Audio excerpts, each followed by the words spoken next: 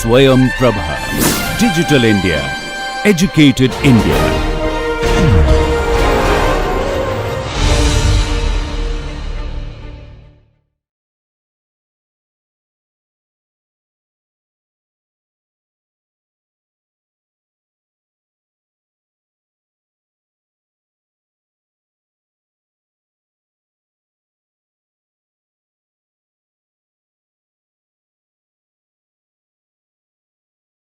Hello and welcome to the 12th module in the series Marketing Management, a VUCA perspective.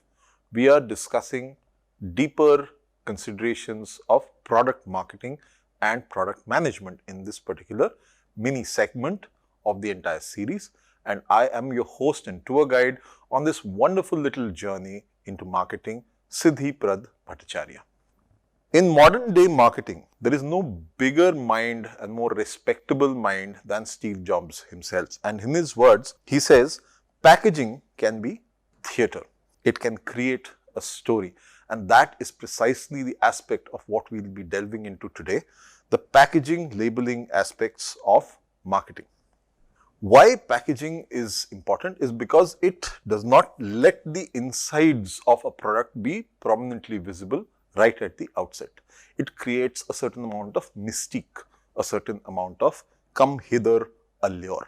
And that allure and prestige of what it holds within itself is something which is extremely important for almost like a magic trick kind of exposition of any particular product. It is the cornerstone of stage magic, and equally important components of product packaging create that little show for the end customer's joy.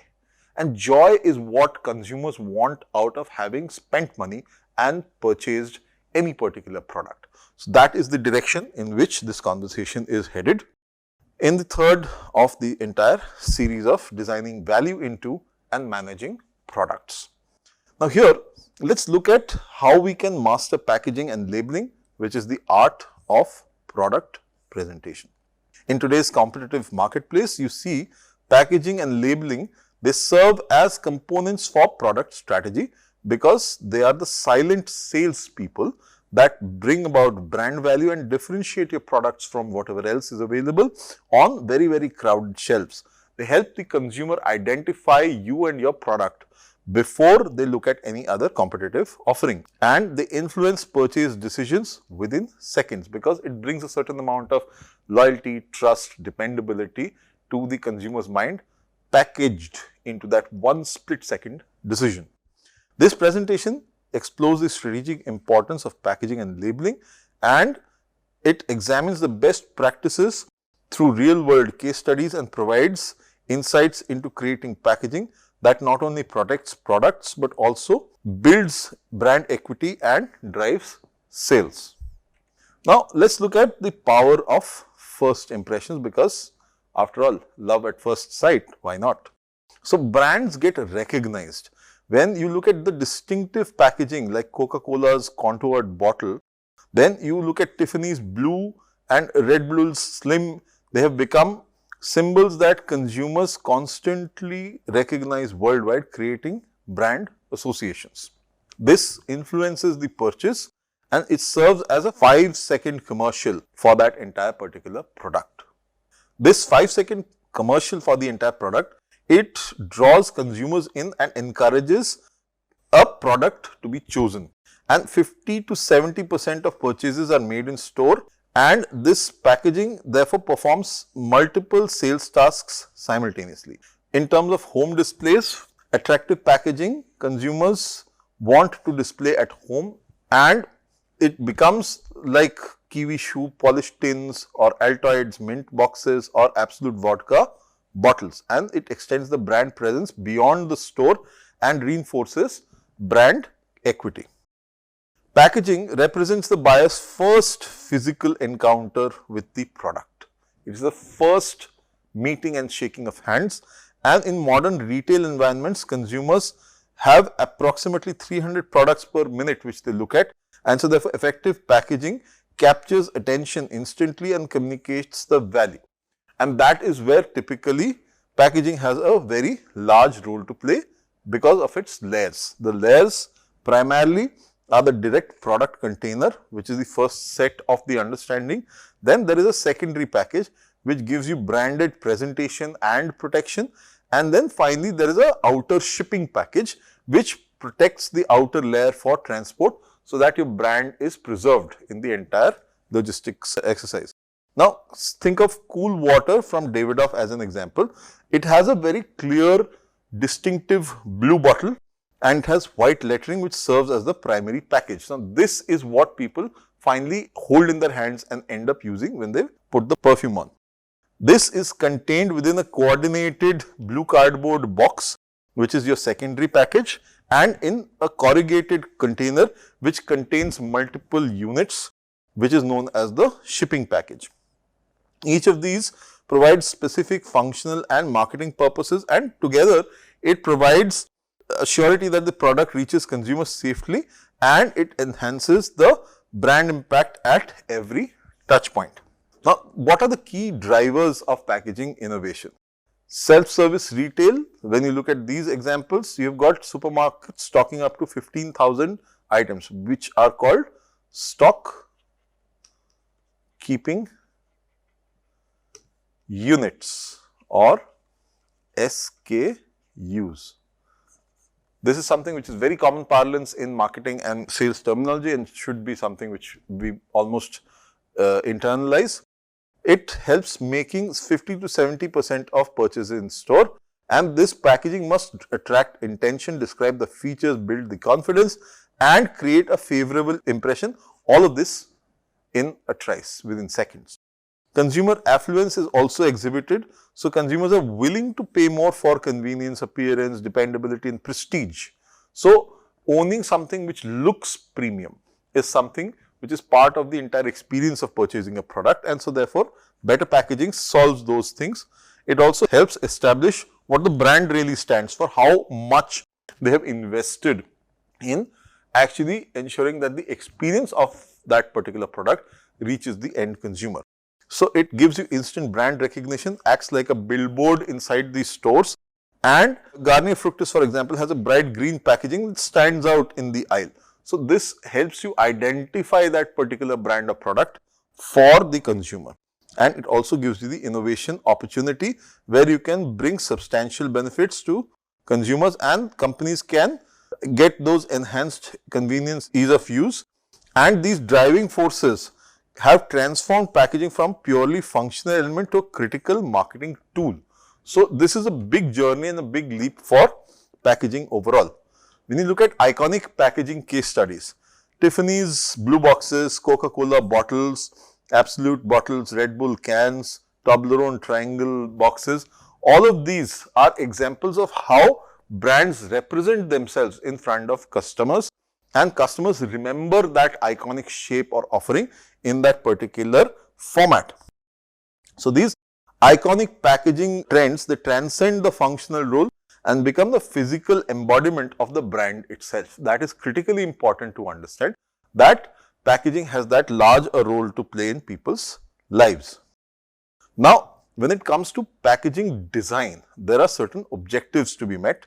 You have to identify with that particular packaging. So, you have to clearly communicate who you are as a brand and how you communicate that identity. You have to inform the consumer that there are certain product details and benefits. So, those need to be clearly there. You have to protect what is within. So, therefore, you have to ensure safe transport and storage. And finally, you have to facilitate convenient consumption. So, at the end of the day, the spray, the vaporizateur of the perfume has to work efficiently. It's part of the packaging. It has to look daintily fixed into the entire bottle. It should not ideally drop off. So, all of these factors, they add to the build quality, the form factor. When you're looking at a Tesla 3, the screen with the updates, the driving capabilities, the telematics of the car, these are all part of the packaging of that particular car. So, effective packaging achieves multiple objectives simultaneously, and the functional and aesthetic components must align seamlessly and create value for both consumer and company. Now, structural design, the way it is constructed is crucial for protection and usability. Color, shape, materials, graphics, they all drive the consumer appeal and communication. all packaging elements, they must harmonize with each other. They must look made for each other, should not stick out like a sore thumb. And it gives in broader marketing elements like advertising a cohesive brand experience capability. So here you see there is a certain psychology of color in that particular packaging exercise. So why certain colors are chosen by brands is very, very ingrained inside their product packaging thought processes. Red gives you excitement, energy, passion, boldness. These are the cues you get from red. Yellow gives you warmth, joy, happiness and optimism. Green gives you health, growth, freshness, a connect with nature. Blue gives you trust, dependability, maturity, competence, integrity. Purple stokes luxury, wisdom, wealth, nobility. These are various cues, and these have been combined over millennia, over generations of learned human experience, and that is why today these things instinctively cue certain few emotions within people. So color is a particularly powerful language of packaging elements, and it defines a brand's visual identity. It can help create a meaning-rich communication tool and evoke certain specific emotions and associations. Tiffany's blue, Cadbury's purple, UPS's brown. They effectively also claim ownership in that particular space of specific colors in their categories. So this is the cultural context also which needs to be understood, which we have already discussed. Now, there are innovative packaging solutions also which come into play. Here, the form factor starts becoming part of the conversation. So, SC Johnson has a smart twist system which they built into all their spray-based products. This innovative design features a handheld and rotating carousel that holds 3 concentrated cleaning products in one device, eliminating the need for multiple stocks to be kept. Kleenex has hand towel disposers which designed to fit upside down in a bathroom towel rack, and it is a clever solution providing convenient access to paper hand towels. Kiwi Express shoe polish has a shine polish tin which provides solution in an integrated dispenser and applicator. So there is a dispenser within which actually has all the content of the kiwi wax, and there is a shiner which is foam based. You just dab it in and then apply it on the leather surface. So it has no extra polishing need for newspapers, gloves or brushes, and that actually helps the application become very, very seamless. So packaging has functional utility also which has to be designed into that particular product. Certain brands have taken packaging and done a hash of it. One of the most celebrated mishaps in packaging was Tropicana's packaging redesign failure. They've had an original design which showcased straw in an orange kind of clear Tropicana branding, and in 2009 they redesigned it, which featured minimized brand name, and it had sideways text with 100% orange pure and natural messaging and a close-up image of a glass of orange juice instead of the iconic pure orange fruit. The consumer reaction was there was extreme negative feedback with complaints and that the packaging was ugly or stupid because it disturbed them from the comfortable cues they associated with Tropicana. And therefore, some consumers confused it with a generic store brand, and therefore sales dropped nearly by 20% within weeks of the launch. So all of these things were factors that troubled Tropicana no end. So PepsiCo reversed the course and returned to the original design. So design has a lot of role to play in the entire exercise. Now here, if you see, there is testing packaging effectiveness, which is something which any other consumer research is also supported with. You have engineering tests so that the packaging can withstand physical stresses during transportation, storage and normal use. You've got visual tests to ensure that it is legible, colors are harmonious and the design communicates itself effectively. Then you've got dealer tests that confirm that retailers find the packaging attractive because they are the ones pushing it. And finally, you've got consumer tests where it validates that target customers are favorably responding to the packaging design. and they also understand what product benefits are there and are motivated to finally go ahead and buy it. This testing across multiple dimensions is essential so that you do not run into Tropicana kind of problems later on. So, costly packaging failures can be the death knell and create multiple millions of loss for large organizations and smaller losses for smaller ones. So, environmentally speaking, packaging also has other challenges. In terms of the consumer demand, if there is growing environmental awareness, you need to make packaging that is sustainable, so that people want that kind of packaging so that they feel that they are not adding to the burden on the planet. This is a priority for many customers, and typically millennials and younger generations, they increasingly favor brands with eco-friendly practices. Corporate social responsibility is also part of it. Here, incorporating sustainability goals into packaging strategies and driving both consumer expectations in many markets is important. So, this is also part of the entire conversation, and then you have to balance your priorities. So, you create environmentally friendly packaging and ensure consumer expectations are satisfied, so that there is convenience, protection and aesthetics, and these presents significant technical and design challenges which brands must conform with. So, Dell, for example, has pioneered sustainable options like bamboo packaging as alternatives to traditional materials. Coffee brands including Nespresso and Keurig have developed recyclable pods to address environmental concerns. And there are some case studies ahead which showcase how eco-friendly packaging innovations still meet consumer expectations for functionality. Sunchip's noisy eco packaging was one particular example in this particular space. It was 100% compostable. So, there was nothing that was not biodegradable. It was fully compostable snack bag made from plant-based materials. It created a sound of 95 decibels. This was the noise level when the bag was being handled, and it was louder than the jet cockpit, and it had an 18 months duration before Frito-Lay discontinued the packaging after consumer complaints, because there was the initial thought of a healthier planet, but the bag actually was made from plant-based materials and even ran its Modesto factory on solar power. So, this was how PepsiCo was doing it through Frito-Lays, but the environmental benefits, consumer quickly complained about the excessive noise created when handling that bag. So, that noise was something which actually prompted a Facebook page, sorry, but I can't hear you over the Sunchips bag. So, this was the kind of caustic parody which was created, and that is something which thereafter caused them to take it away. So, too much of a good thing is also not something which is conducive for a brand. Now, the evolution of labeling is something which brands need to look into.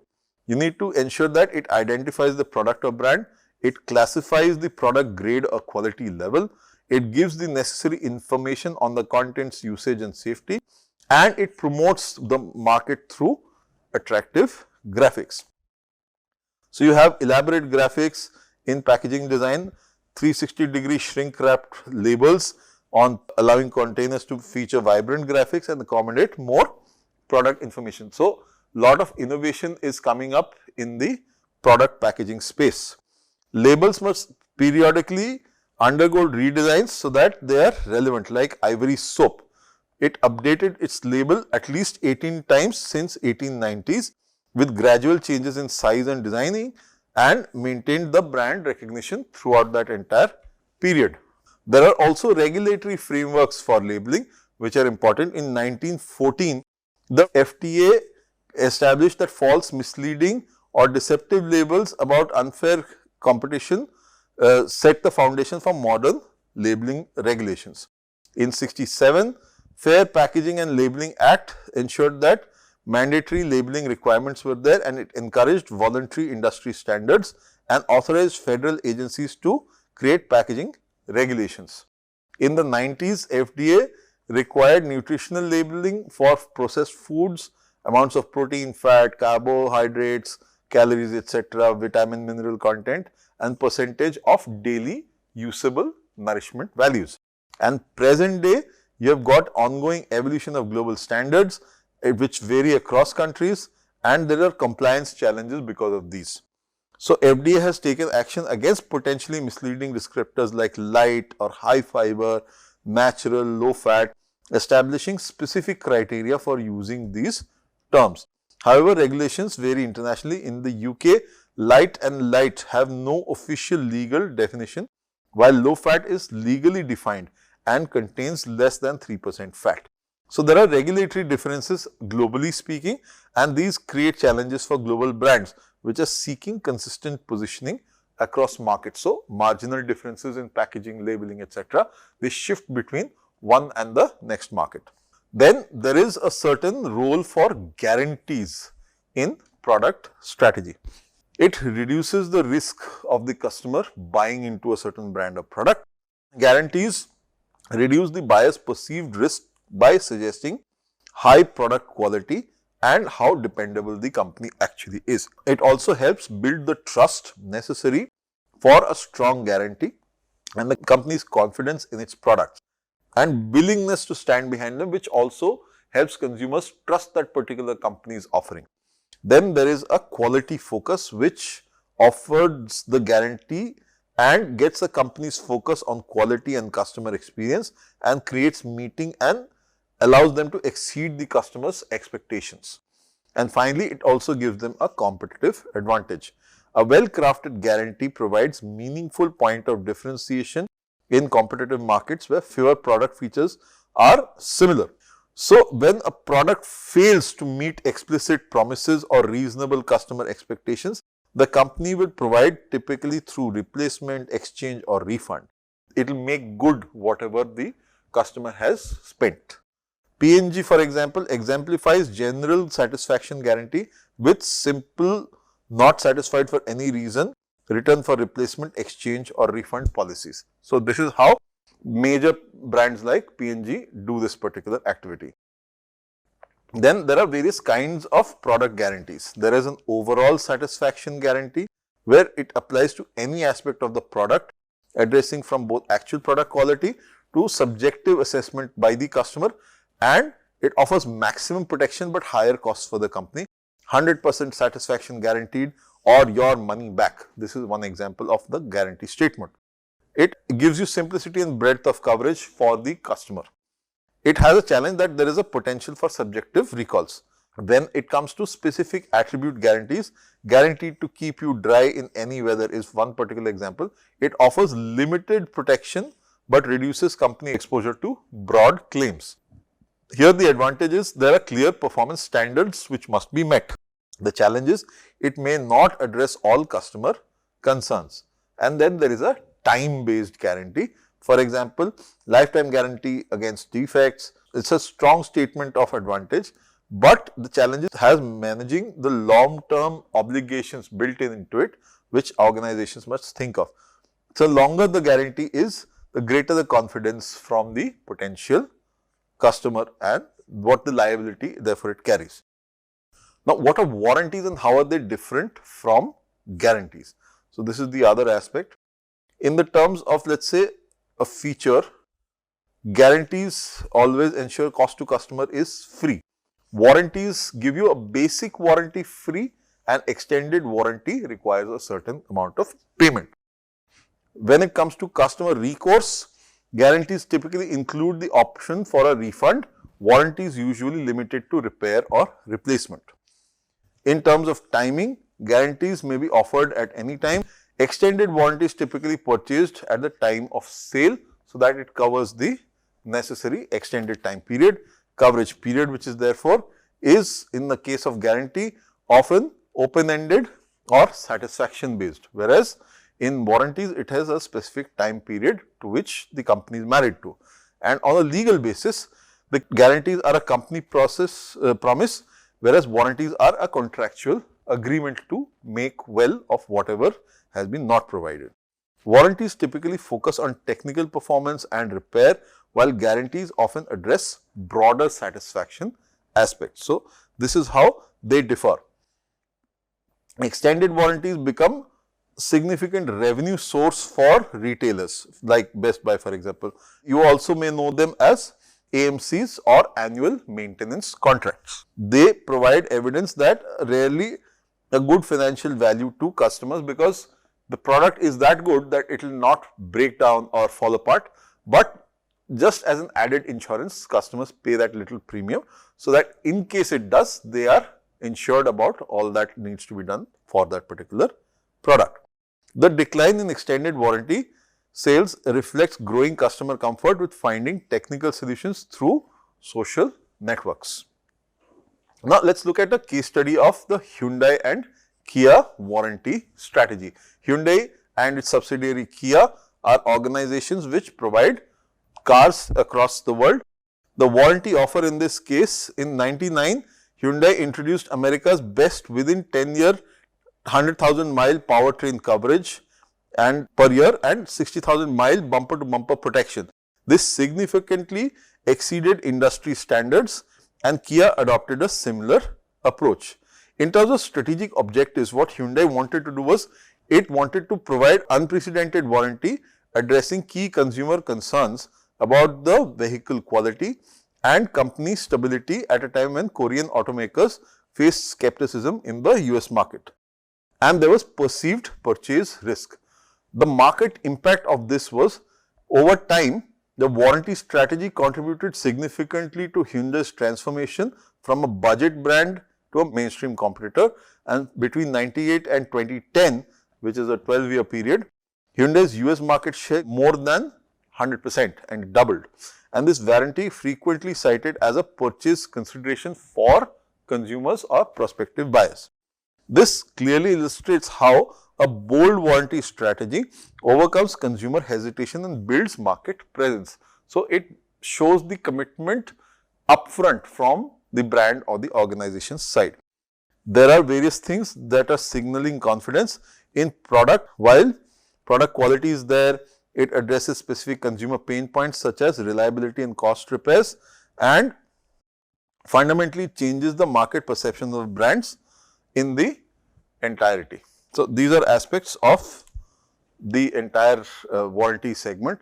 And how can you create effective guarantees versus warranties?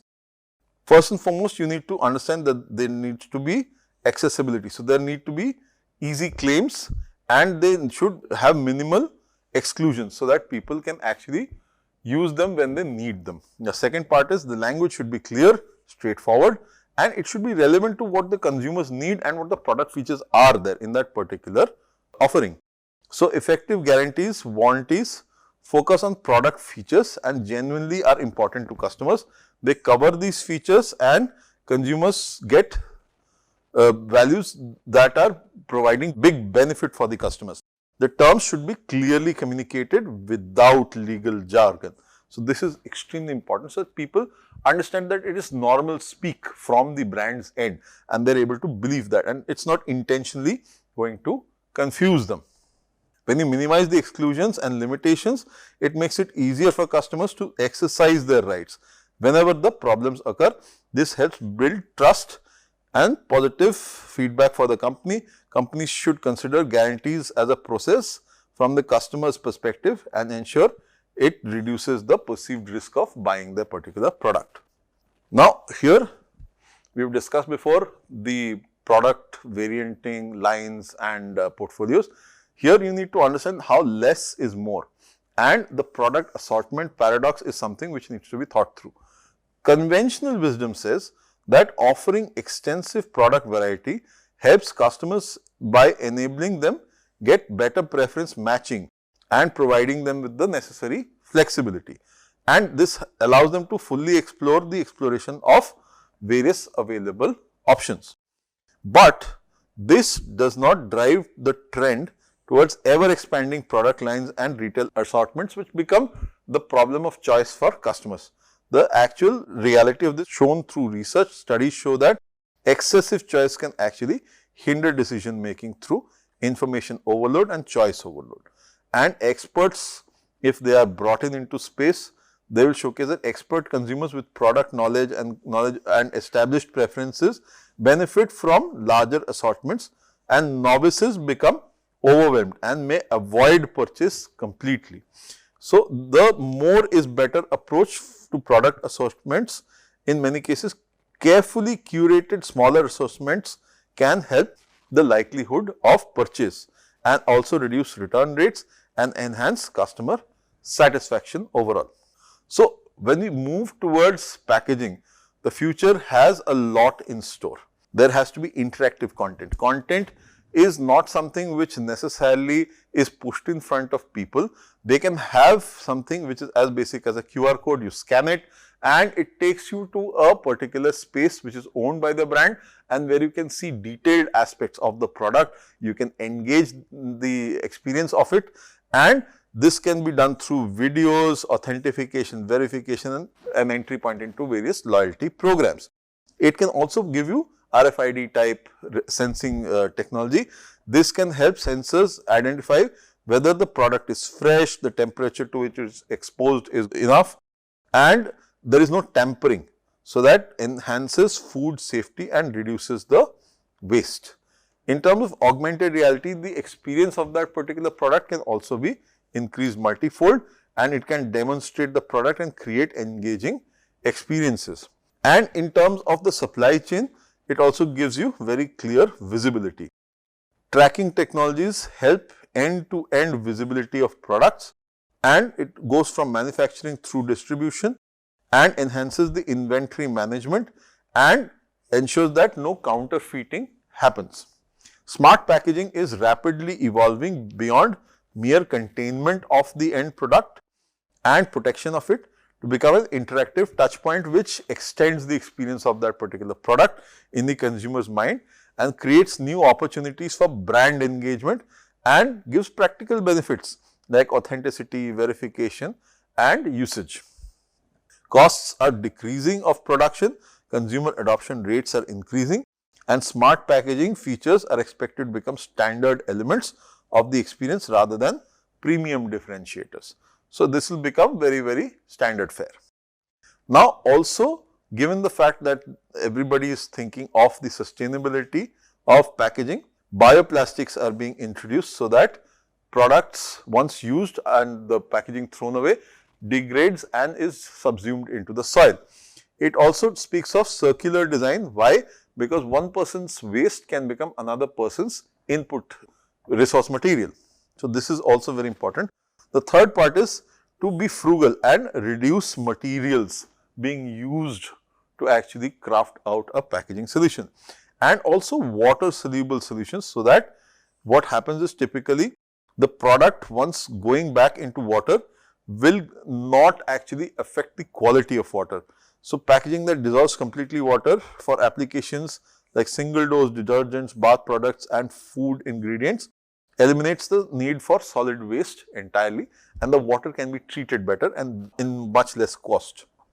Leading companies are doing core product strategies that treat it as, for example, P&G's bamboo packaging we have talked about. It demonstrates how sustainable materials can be used for both environmental benefits as well as cost efficiencies. So, both of these aspects exist.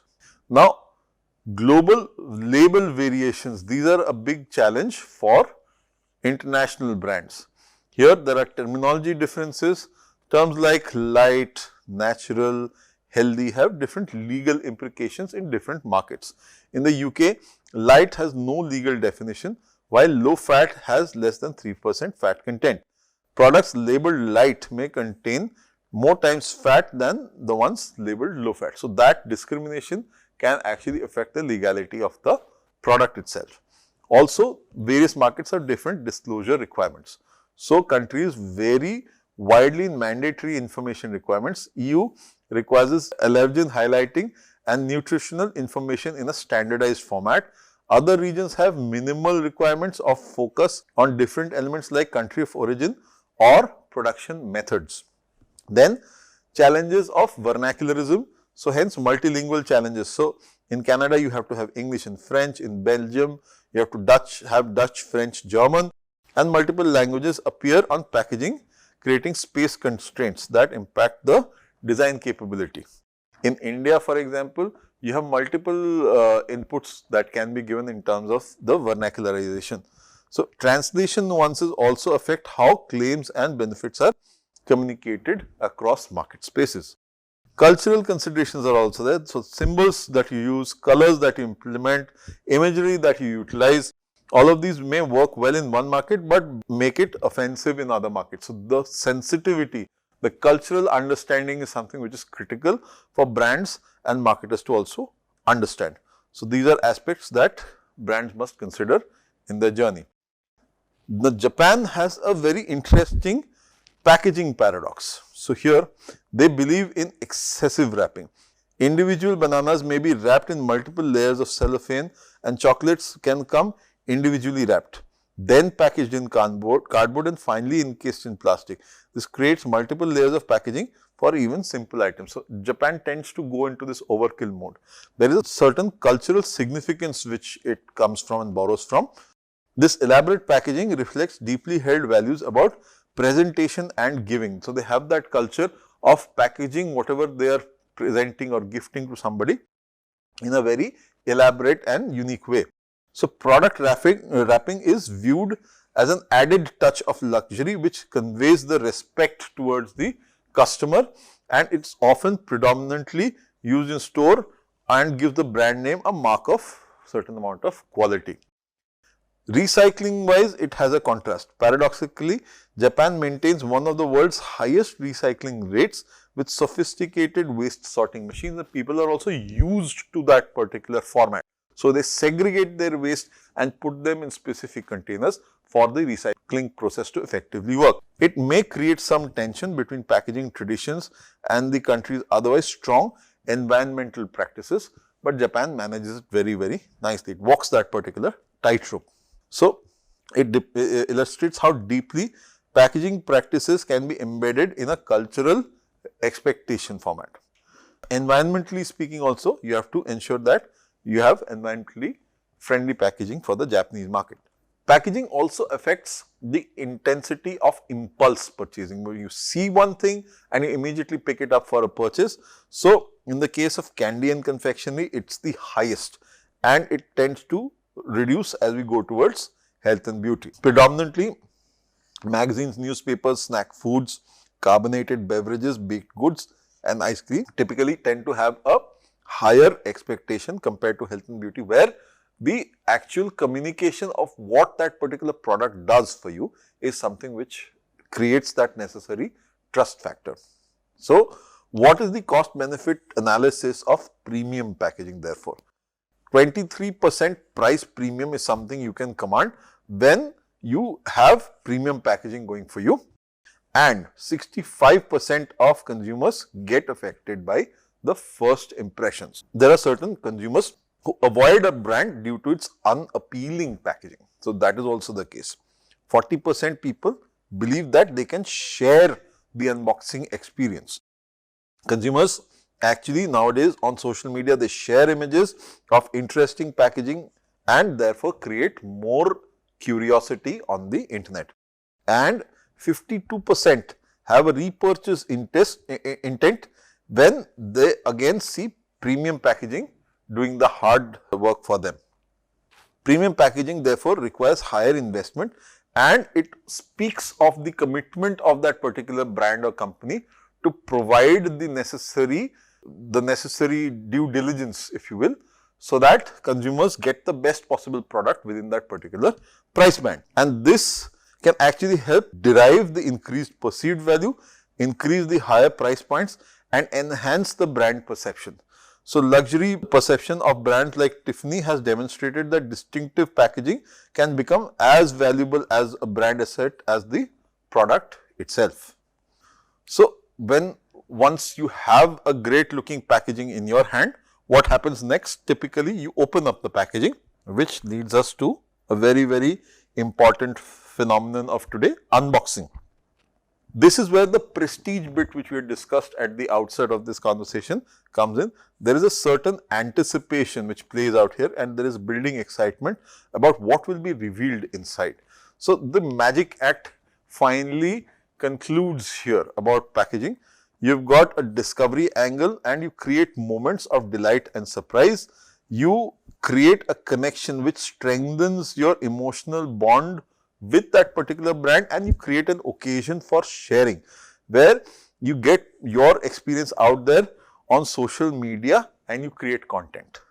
So this rise of unboxing videos which you would have seen on social media has elevated packaging from a functional container to part of the product experience.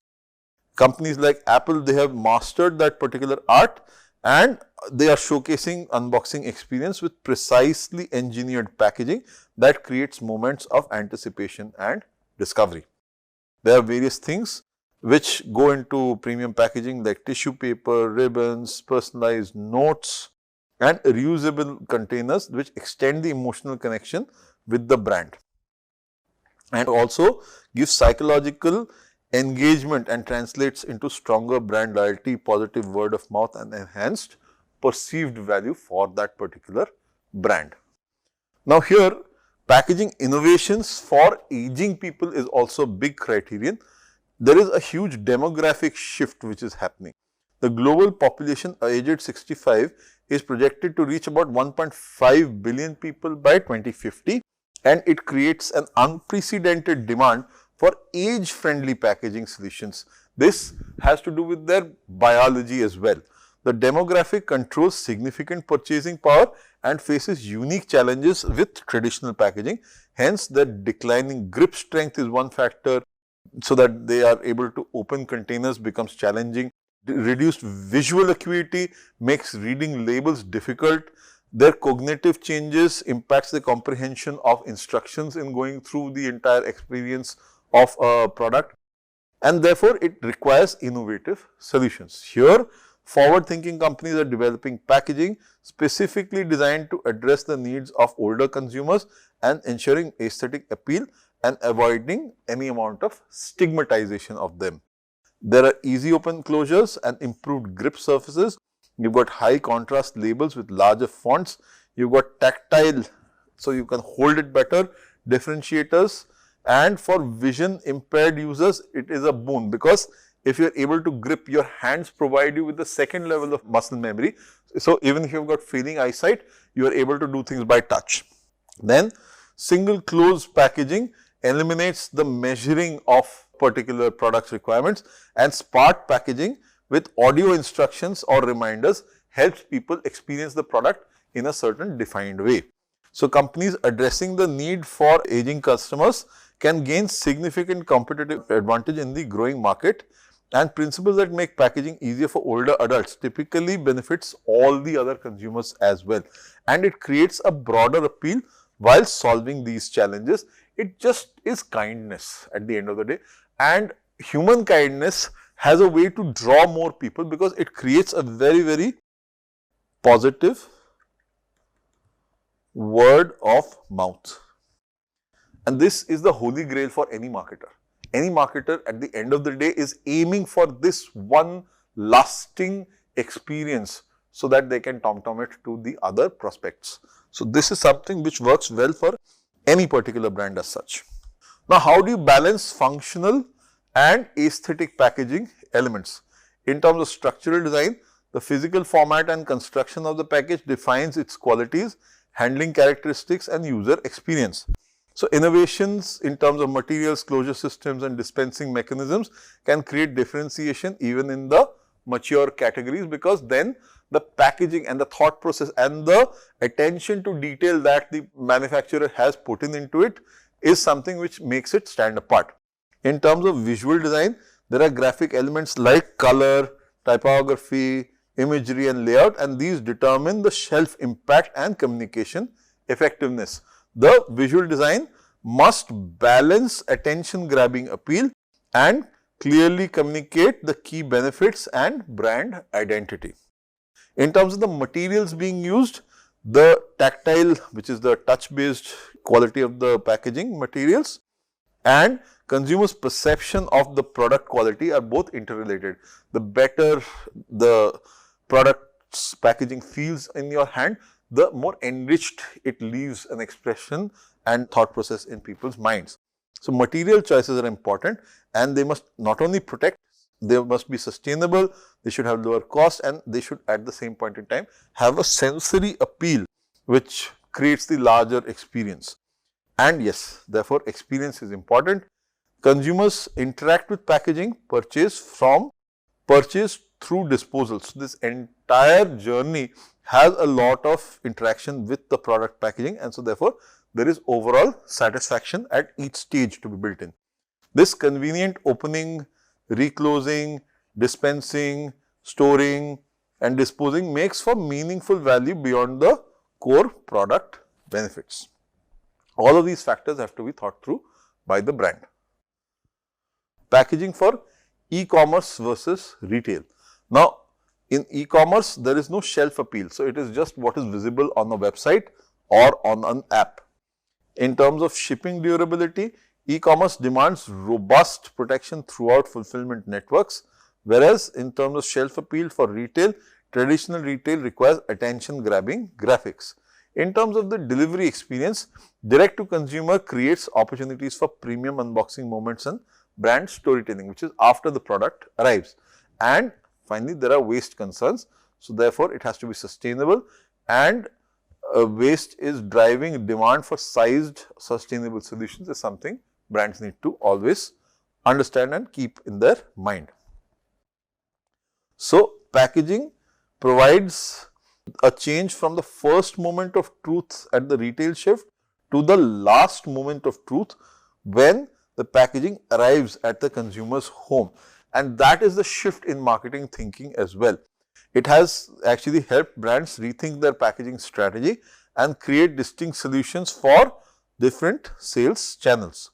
And e-commerce ready packaging eliminates the need for additional shipping containers, reducing the materials while maintaining protection and brand presentation throughout the fulfillment journey.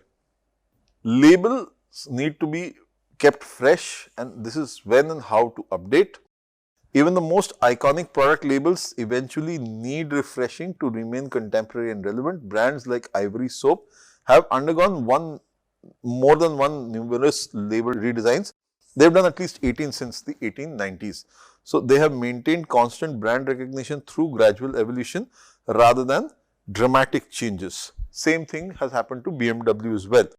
Successful label updates typically preserve key recognition elements because you can't jar consumers into believing the brand has gone through a complete overhaul, and it keeps modernizing design elements to reflect contemporary effective approaches until evolutionary is more than revolutionary, particularly for established brands which have a continued strong visual equity.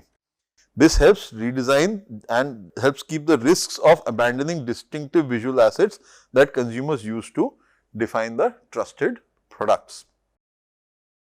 Technological frontiers in packaging are also shifting. At the base is nanotechnology. Here, microscopic particles embedded in packaging materials can enhance the barrier properties, extend shelf life, indicate freshness, and provide antimicrobial protection. E-paper displays showcase how flexible low-power digital displays are integrated into packaging, enabling dynamic content like changing prices, personalized messages, usage instructions, etc. in multiple languages also. Biodegradable electronics help enable biodegradable circuits, ensure that battery sensors provide smart capabilities, and they are not creating permanent electronic waste. And nowadays, you got 3D and 4D printing. So, advanced printing technologies enable packaging to acquire a new shape, color or functionality in response to environmental conditions and user interactions. They create new possibilities for brand experiences and product protection. These technologies help move experimental applications to commercial reality and create new opportunities for packaging to deliver enhanced consumer experiences and appear in high value categories first, like pharma, luxury goods and perishable foods, with broader expected application as production costs decrease in other categories. Now, in terms of measuring packaging effectiveness, how do you do that? At the base level, you have technical performance, which ensures that the functional aspects of why that packaging exists in the first place is met. Then, how well are you able to keep consumer attention in place? So, therefore, attention metrics. Then, are you able to exhibit any sort of behavioral movement? So, hence behavioral metrics. And finally, there is financial impact, because there is a lot of investment going into creating better packaging. So, hence if it sells and gives the necessary profitability, then the ROI is met and the sales performance targets are also met. So, all of these factors help build the understanding of how packaging effectiveness is working in the case of brands. So, here finally we reach a point where strategic packaging and labeling have a lot of inputs and a lot of takeaways which brand marketers need to understand and remember. At the base level, there is strategic integration. Why strategic integration is important to be thought of? See, packaging and labeling should always have an integrated impact into product, and the earliest development stages where it gets involved, it's better rather than it should come as afterthoughts. It represents critical brand touchpoints and the influence that packaging has on usage experiences. When it comes to balanced approach, it always behooves better successful packaging which balances multiple objectives like communication, convenience, sustainability, regulatory brand experience, trade-offs, and these factors should be evaluated based on target consumer priorities as well. They should be tested also very rigorously, because comprehensive testing across technical requirements, how well they appeal in terms of visual appeal, in terms of how they look in the retail space, how well and robust are they in terms of the transit and logistics, and what kind of dimensions do they take up. All of these factors are essential to understand, and so you don't run into some sort of packaging failures at a massive level.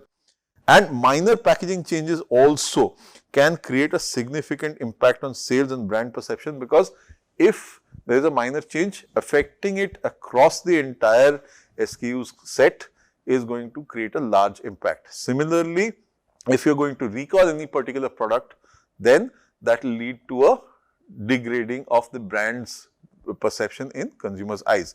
So, all of these factors are important for brands to realize and understand. Continuously, there has to be evolution of packaging for brands, and this is something good brand managers continuously understand and work towards. Packaging needs to reflect changing consumer needs very importantly.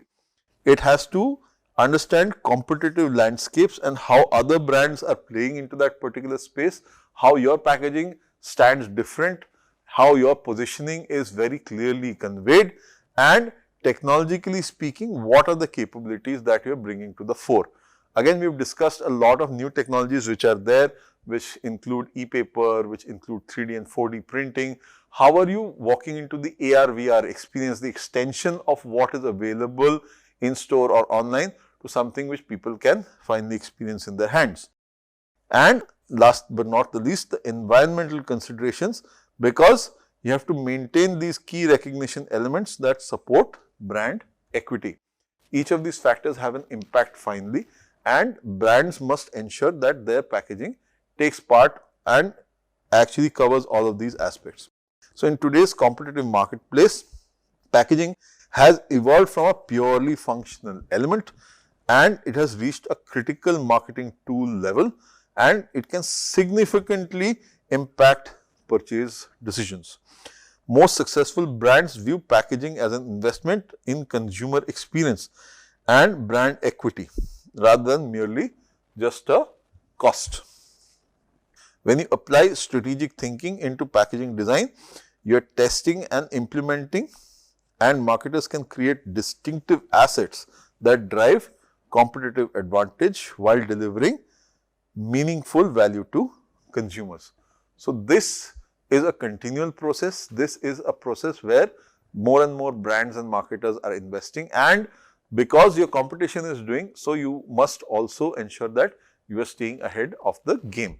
So, this is a continuous process for all brands and marketers to keep up with, and they should invest very heavily in these. So, as we delve further, we look into other aspects of the entire building of value into and managing of products as we go further in the next series. Until then, it's me signing off. See you next time.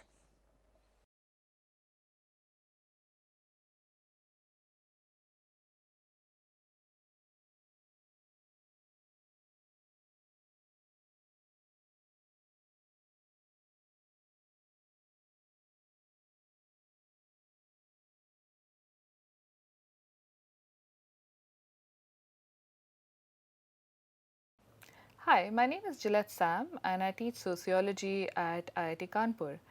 I'm here to tell you a little bit about how we can think about globalization in a sociological manner.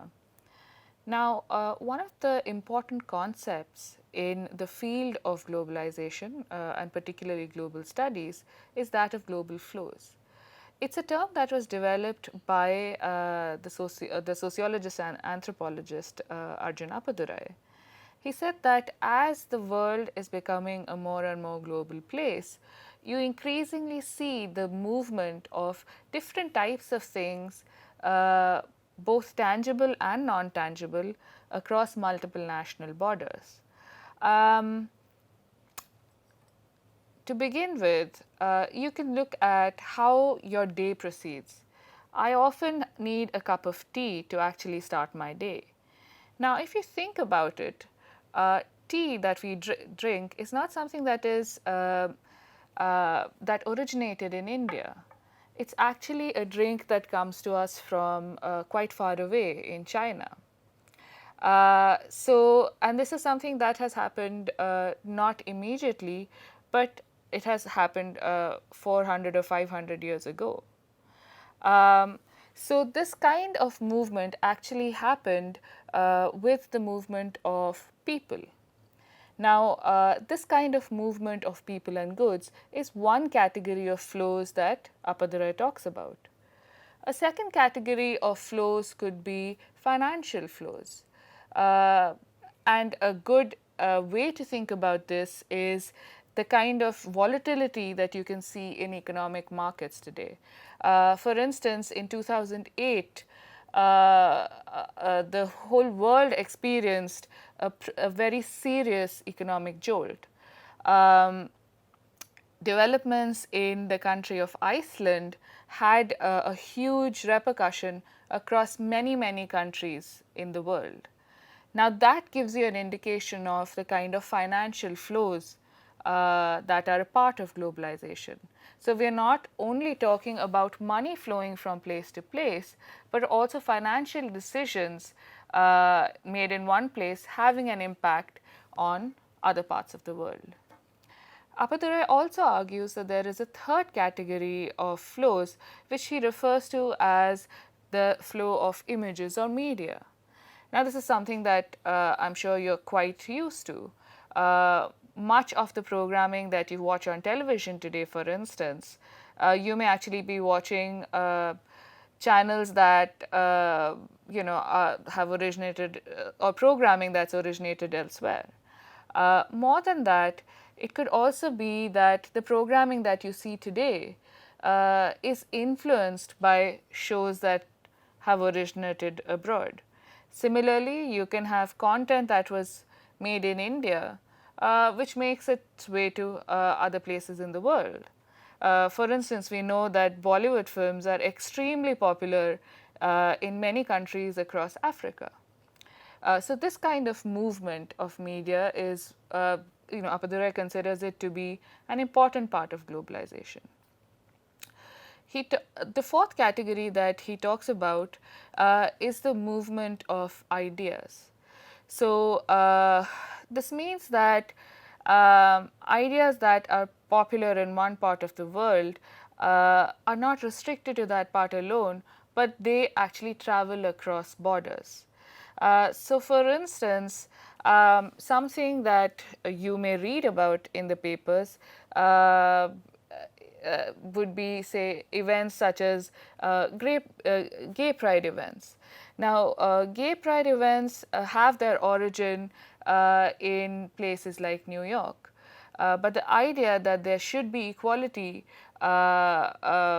between people, irrespective of what their sexual preference is, that is an idea that has now become popular across the world. And so that's the fourth category of flows that he referred to.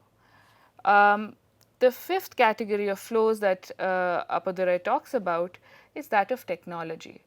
An easy way to think about this is, let's say tomorrow there is news announced that Apple is going to release iPhone 7.